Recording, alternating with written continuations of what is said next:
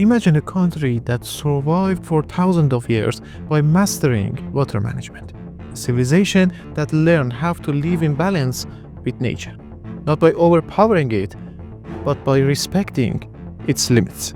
And then, in just a few decades, everything unraveled. Not primarily because of climate change, not simply because of population growth, but because of something far more dangerous: the collapse of water governance in a country that once excelled it.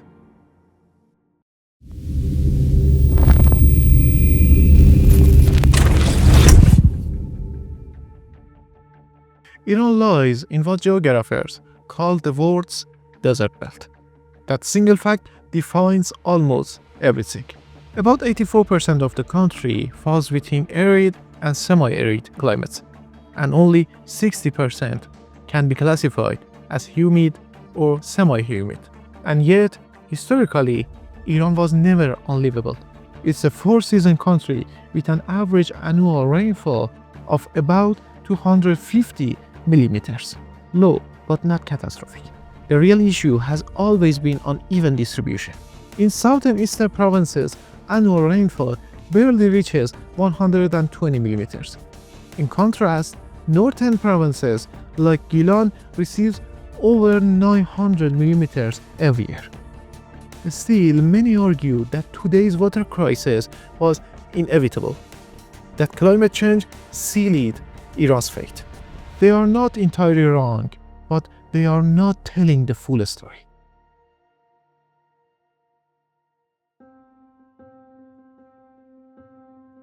In 2005, Iran's Parliamentary Research Center published a report on water and sustainable development. According to the report, Iran receives around 400 billion cubic meters of water annually through precipitation, and about 270 billion cubic meters are lost to evaporation. That leaves 130 billion cubic meters of usable, programmable water for agriculture, industry, and drinking. 16 years later, the same institution updated its analysis. The numbers had changed. Usable water dropped from 130 to 109 billion cubic meters. And when prolonged droughts were factored in, the estimate fell even further to 89 billion cubic meters. So, yes, climate change is real, and it has reduced Iran's water availability.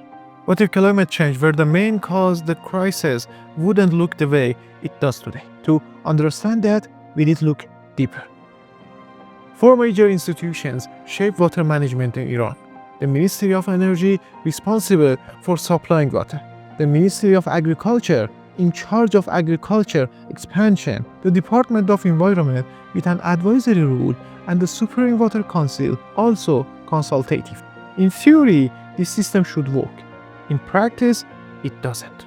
For decades, the two most powerful actors, the Ministry of Energy and the Ministry of Agriculture, have operated in isolation. One focused on delivering water at any cost, and the other pushed relentless agricultural expansion.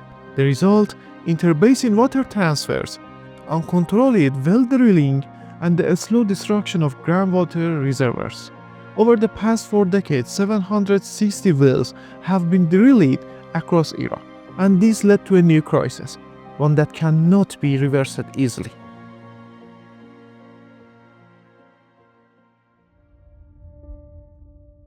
Today, 67% of Iran's plains are classified as critical or prohibited zones. And when you place Iran's major cities on the map, some things alarming appears. Out of 9 major metropolitan areas, 8 sit directly on these fragile plains. The country now faces one of the worst land subsidence crises on Earth. 195 cities are affected, nearly 24 million people are at risk, and subsidence rates are 5 to 7 times the global average. This wasn't caused by drought alone, it was engineered. The arrival of modern drilling technology and large dams changed how Iran viewed water. Suddenly, scarcity felt optional. Water could be pumped from underground, rivers could be controlled, and pipelines could move water across entire regions. This created a powerful illusion that Iran could ignore geography, ignore climate, and treat all provinces as if they had equal access to water. That illusion fueled massive agricultural expansion around Lake Urmia, heavy industrial in arid regions, and the drying of critical ecosystems like Iranrud. Each of these disasters deserves its own story, and we'll explore them in future videos, but instead of rethinking this model, Iran doubled down.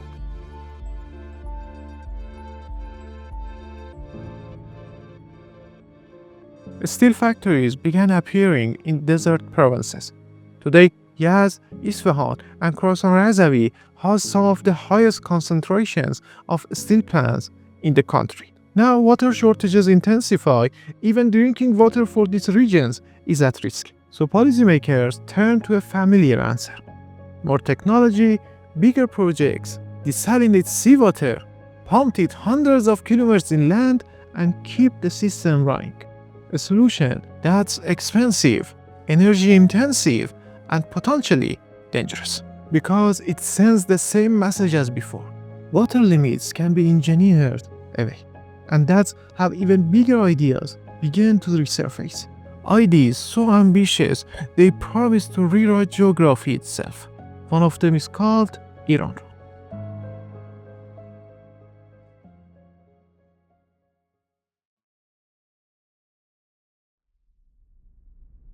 The idea is simple and deeply seductive. Iran has access to two massive bodies of water: the Caspian Sea in the north and the Gulf of Oman in the south. So why not connect them? A 2,000-kilometer artificial waterway stretching across the Iranian plateau. A canal fed by desalination plants carrying water deep into the country's dry interior. A project so massive that on paper it seems capable of rewriting Iran's geography itself. This is the idea behind Iranrud. For its supporters, Iranrud is not just an infrastructure project. It's a promise. A promise that water scarcity can be bypassed, that deserts can be supplied, that the country no longer needs to adapt to its natural limits, only engineer its way around them. And that promise is powerful enough to keep the idea alive. In 2022, Iran's Parliamentary Research Center studied the proposal seriously, not as a fantasy, but as a real, actionable plan. Their conclusions were blunt. Estimate cost $14 billion, shipping capacity around 5,000 tons, and far lower efficiency than canals like Suez or Panama. The project was deemed economically and logistically unjustifiable. But the fact that it keeps returning tells us something crucial. Because Iranrud is not really about shipping, and it's not even primarily about water. It's about mindset. And if you are interested in learning more about this project, you can watch the video link in the description and at the top of the screen. It includes English subtitles and explores several critical aspects of Iranrud in much greater detail. The fact that Iranrud keeps resurfacing tells us something crucial. When governance fails, megaprojects become emotionally irresistible. They offer a scale instead of accountability, visibility instead of reform, and hope without changing the logic that caused the crisis in the first place.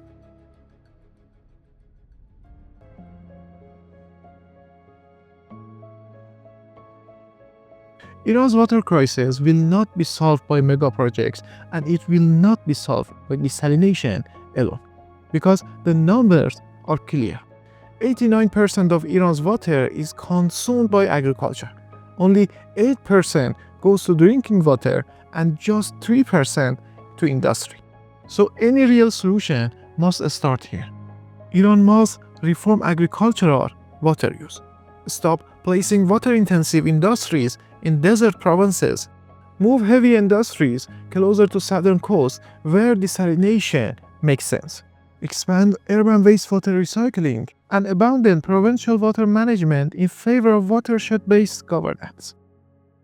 Because unless the logic changes, no megaprojects, no matter how ambitious, will save it. This crisis demands we look deeper than the headlines. What do you think is the single biggest step Iran can take right now? Let me know in the comments below. Let's deep dive.